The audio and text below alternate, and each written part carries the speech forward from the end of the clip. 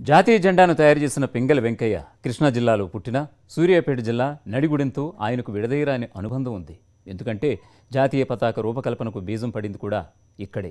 ఈ ప్రాంత రైతులకు పత్తి పంటను పరిచయం చేయాలన్న ఉద్దేశంతో మునగాల జమీందారు నాయిని వెంకట్రంగారావు పింగళి వెంకయ్యను ఇక్కడికి తీసుకొచ్చారు. జమీందారుకు కొంతకాలం ఆయన సలహాదారునిగా ఉన్నారు. ఆ సమయంలోనే గాంధీ పిలుపునందుకున్న వెంకయ్య జెండా రూపకల్పనకు పూనుకున్నారు.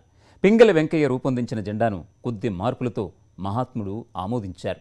ఇలాంటి చారిత్రక ఘటనతో ఈ ప్రాంతానికి సంబంధం ఉందని నడిగుడి వాసులు మురిసిపోతారు. అయితే పింగళి జ్ఞాపకాలను పదిలిపరచడంలో ప్రభుత్వ నిర్లక్ష్య వైఖరిని స్థానికులు ఎండగడుతున్నారు.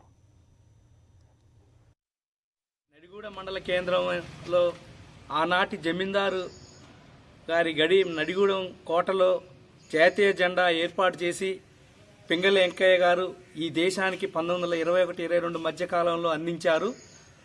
ఈ నడిగూడ మండల చరిత్రని భారతదేశానికి ప్రపంచానికి తెలియజేసిన వెంకయ్య గారికి మా నడిగూడ మండలం నుంచి రుణపడి ఉంటాం. అయితే అలాంటి జాతీయ జెండా తయారు చేసిన నడిగూడ మండలానికి నడిగూడెం గ్రామానికి గుర్తింపు లేకుండా పోయినటువంటి పరిస్థితి కనపడతా ఉంది. ఒక పక్క గడిని ప్రైవేటు వాళ్ళ చేతిలోకి ఇచ్చేసి కనీసం ఇక్కడికి పర్యాటకులు వచ్చి చూడటానికి కూడా చూడకుండా అనుమతి ఇచ్చే పరిస్థితి లేదు. మరి ప్రభుత్వం ఇక్కడ జాతీయ జెండా తయారు చేసిన ప్రదేశాన్ని ఒక గుర్తింపు కేంద్రంగా ఏర్పాటు చేసి స్మారక చిహ్నాన్ని ఏర్పాటు చేయాల్సిన అవసరం ఎంతైనా ఉంది.